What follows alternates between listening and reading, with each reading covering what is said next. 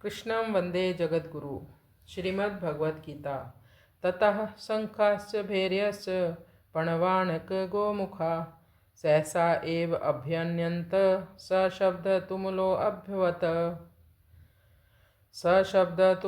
अभवत। पणवानक गोमुखा कहते हैं ढोल, मृदंग और नरसिंगे आदि बाजों को। शंखा शंख को कहते हैं। सहसा एक साथ से, अभ्यहन्यंत बज उठे। तथा शंखाश्च भैर्यश्च पणवानक गोमुखा।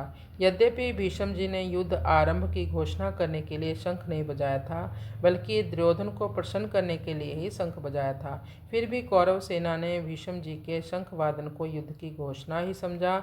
इसलिए भीष्म जी के शंख बजाने पर कौरव सेना के शंख आदि सब बाजे एक साथ बज उठे। शंख समुद्र से उत्पन्न होते हैं। ये ठाकुर जी की सेवा पूजा में रखे जाते हैं और आरती उतारने आदि के काम आते हैं। मांगलिक कार्यों में तथा युद्ध के आरंभ में ये मुख से फूंक देकर बजाए जाते हैं। भेरी नाम नगाड़ों का है। जो बड़े नगाड़े होते हैं उनको नौबत भी कहते हैं। ये नगाड़े लोहे के बने हुए और भैंसे के चमड़े से मढ़े हुए होते हैं तथा लकड़ी के डंडे से बजाए जाते हैं। ये मंदिरों में एवं राजाओं के किलों में रखे जाते हैं। उत्सव और मांगलिक कार्यों में ये विशेषता से बजाए जाते हैं। राजाओं के यहाँ ये रोज बजाए जाते हैं। प्रणव नाम ढोलक का है। ये लोहे के अथवा लकड़ी के बने हुए और बकरे के चमड़े से मढ़े हुए होते हैं तथा हाथ से या लकड़ी के डंडे से इसको बजाया जाता है। ये आकार में ढोलकी की तरह ही होने पर भी ढोलकी से थोड़े बड़े होते हैं। कार्य के आरंभ में प्रणवों को बजाना गणेश जी के पूजन के समान मांगलिक माना जाता है। आनक नामक मृदंग है। इनको पखावज भी कहते हैं। आकार में ये लकड़ी की बनाई हुई ढोलकी के समान ही होते हैं। ये मिट्टी के बने हुए और चमड़े से मढ़े हुए होते हैं तथा हाथ से बजाए जाते हैं। गोमुख नाम नरसिंगे का है। ये आकार में सांप की तरह टेढ़े होते हैं और इनका मुख गाय की तरह होता है। ये मुख की फूंक से बजाए जाते हैं। सहसा एव अभ्यन्यंत।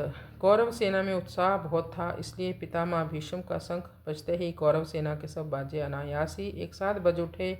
उनके बजने में देरी नहीं हुई तथा उनको बजाने में परिश्रम भी नहीं हुआ। स शब्द तुमलो अभवत। अलग अलग विभागों में टुकड़ियों में खड़ी हुई कौरव सेना के शंख आदि बाजों का शब्द बड़ा भयंकर हुआ, अर्थात उनकी आवाज़ बड़ी जोर से गूंजती रही।